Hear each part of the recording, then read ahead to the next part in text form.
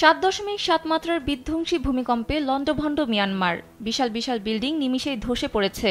কম্পনে রাস্তাঘাটও উলটপালট। দেশটিতে মানবিক বিপর্যয় দেখা দিয়েছে। মৃত্যুর মিছিলে যোগ হচ্ছে নতুন নতুন মরদেহ। শক্তিশালী ভূমিকম্প আঘাত হানার দিনটি ছিল শুক্রবার। একে তো শুক্রবার, অন্যদিকে রমজান মাসের শেষ জুম্মা। তাই আজান শোনার সঙ্গে সঙ্গে মসজিদে ধর্মপ্রাণ মুসল্লিদের উপস্থিতি ছিল অনেক বেশি। আর সে সময় কেঁপে উঠে পুরো দেশ। কে জানতো শত শত মুসল্লিদের এটাই ছিল শেষ রমজান এবং শেষ জুম্মা। ওই দিন স্থানীয় সময় দুপুর 12:51 ভয়াবহ এই ভূমিকম্প আঘাত হানে। ধসে পড়ে 3টি মসজিদ, যার মধ্যে সবচেয়ে বড় মসজিদ ছিল মায়োমাও। এর ভেতরে থাকা প্রায় সব মুসল্লিই মারা যান। ওয়ালটন ফ্যানের অ্যারোডাইনামিক ব্লেড ঘরের কোনায় কোনায় ঠান্ডা বাতাস ছড়িয়ে হাওয়া বদলে নেয়। জান্তা সরকারের দেওয়া তথ্য অনুসারে সেখানকার 5টি মসজিদে মারা গেছেন 5 শতাধিক মানুষ। সাগাইন ও মিয়ানমারের দ্বিতীয় বৃহত্তম শহর মান্দালয়ের কাছে সংঘটিত এই ভূমিকম্পে 2700 জনেরও বেশি মানুষ মারা গেছে।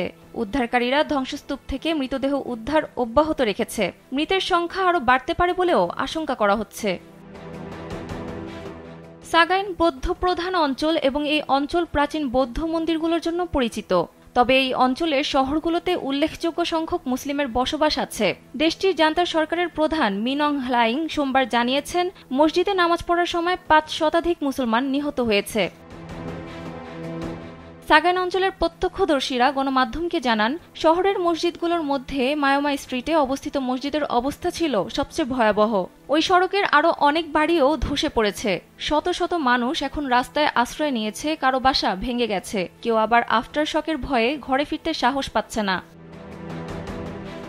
এদিকে মিয়ানমারে গত শতাব্দীর সবচেয়ে শক্তিশালী এই ভূমিকম্পে ক্ষতিগ্রস্ত হয়েছে রাজধানীর 70% ভবন। স্থানীয় বাসিন্দারা বলছেন, পানি নেই, খাবার তো দূরের কথা, বিদ্যুৎ নেই, জ্বালানি, ঔষধ, আশ্রয় এসব এখন বিলাসিতা।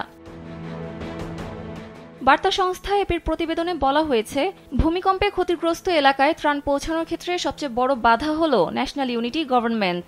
তবে এই সশস্ত্র বিদ্রোহী গোষ্ঠী শনিবার ঘোষণা দিয়েছে তারা রোববার থেকে 2 সপ্তাহের জন্য একতরফা যুদ্ধবিরতি পালন করবে। তবে সেনা সরকারের পক্ষ থেকে এখনো কোনো প্রতিক্রিয়া পাওয়া যায়নি। সানজিদা ইসলাম, কালবেলা।